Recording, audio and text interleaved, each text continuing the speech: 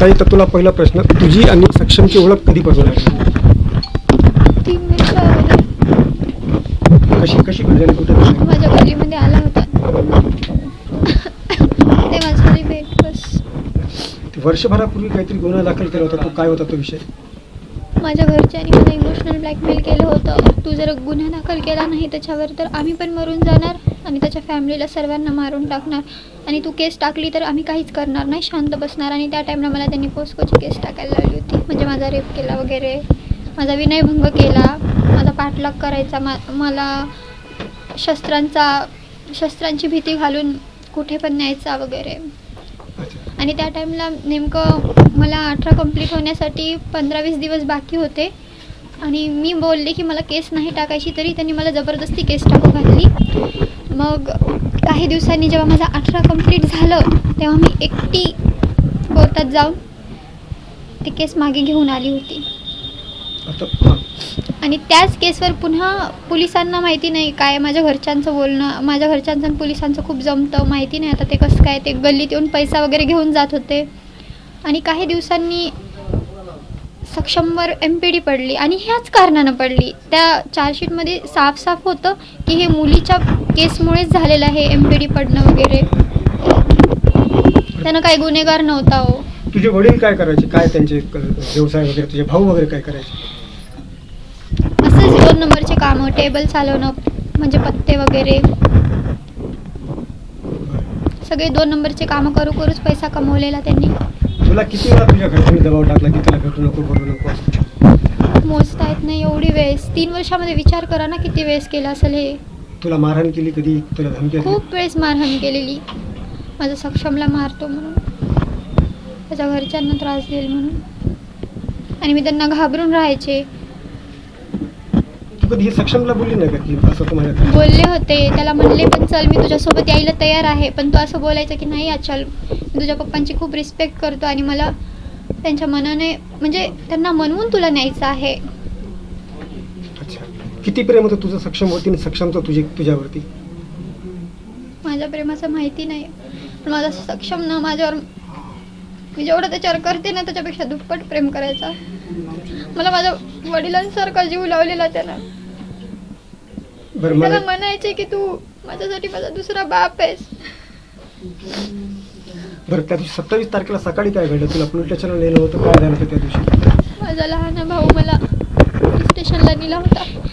सक्षमवर केस टाक म्हणून जबरदस्ती करत होता. मी त्या टाईमला त्याच्यावर केस नाही टाकली.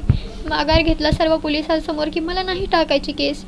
तेव्हा ते एक तिथले कर्मचारी आहेत धीरज कोमुलार म्हणून, ते हिमेशला बोलले की तू याला त्याला मारून इथे येतोस, याच्यापेक्षा तू तुझ्या बहिणीचं लफडं आहे त्याला मारणं, जाऊन तुझी बहीण त्याच्यासोबत कुठे कुठे फिरते, आम्हाला सर्व माहिती आहे तिनं काय काय करून येते काय नाही. आणि असं म्हणून माझ्या भावाला त्यांनी भडकवलं. त्यानंतर माझा भाऊ त्यांना बोलला आता सक्षमला मारूनच तुम्हाला तोंड दाखवतो. त्या दिवशी संध्याकाळी मग काय झालं? तुला कुठं घेऊन गेले होते? संध्याकाळी मला असं सांगितले की देवदर्शनाला जायचं, आणि मला घेऊन गेले. त्या टाईमला माझे वडील आणि माझे दोन्ही भाऊ नव्हते माझ्यासोबत. माझी मम्मी, माझे अंकल आंटी आणि माझी आजी होते. आम्ही गेलो होतो म्हणजे देवदर्शनाला जायचं म्हणून, आणि तेवढ्यात अर्ध्या रस्त्यामध्ये त्यांनी गाडी थांबवली आणि माझ्या मम्मीच्या माहेरी थांबवलं आम्हाला, मानवतला, परभणीच्या पुढे आहे तिथे थांबलो आम्ही मुक्कामासाठी. तिथे मला नंतर म्हणजे अर्धी रात्र झाली, त्यानंतर तिथे पोलीस आले आणि मी कन्फ्यूज झाले की ते इथे का आले असतील म्हणून, कारण मला माहिती नव्हतं की माझा मोठा भाऊ आणि माझे पप्पा तिथेच आहेत, फरार झालेले आहेत. आणि त्या टाईमला ते तिथे भेटल्यावर मी सुद्धा शॉक झाली की त्यांनी सक्षमला असं म्हणजे थोडं माझ्या घरच्यांनी असं सांगितलं होतं की त्याला थोडंसं 2-3 टाके लागलेत आणि आम्ही फरार झालो म्हणून. तर ते तिथं भेटले आणि मग त्यानंतर झालं आम्ही 3 वाजता पोलीस स्टेशनला आलो सकाळी, म्हणजे पोलिसांनी मानवतून आम्हाला आणलं. 3-3:30 वाजले होते आम्हाला यायला. त्यानंतर मला तेव्हाही कळालं नाही की नेमकं काय झालं आहे, मला पोलिसांनी सुद्धा सांगितलं नाही की हे सर्व काय झाले. मग सकाळी जेव्हा मी बाहेर आली तेव्हा ते टेबलवर पेपर ठेवलेला होता, त्याच्यात मी सक्षमची फोटो पाहिली. तेव्हा कळालं मला की त्याच्यासोबत असं काही घडलंय म्हणून. बरं, सक्षम तुम्ही लग्न करणार होते, मात्र सक्षम गेल्यानंतर तुम्ही केलंस काय, नेमकं भावना त्याच्यामध्ये? मी त्याच्यावर एवढं केस करून सुद्धा सगळे त्याला म्हणायचे की त्या मुलीचा नाच सोड, तरी पण त्यानं मला एवढं जीव लावला तर मी त्याला धोका कसं देऊ शकते. आणि मी त्याची साथ सोडणार नाही. त्यानं आज इथे नाही पण मी त्याच्यासोबत आहे, हमेशा त्याच्या फॅमिलीसोबत आहे. त्यांच्यापासून त्यांचा मुलगा गेला माझ्यामुळे, माझ्या प्रेमामुळे. आता मी यांची साथ नाही सोडू शकत. बरं, तू त्या दिवशी लॉकअपमध्ये म्हणजे पोलिसांनी अटक केल्यानंतर तुझ्या भावानं काही तुला धमकी वगैरे दिली पोलीस स्टेशनमधून? दिली. हं. इथून आम्हाला असं सांगून, म्हणजे त्यांचे कर्मचारी आले होते इथं आम्हाला घ्यायला. त्यांनी असं सांगितलं की तुम्हाला कोर्टात जायचं आहे म्हणून.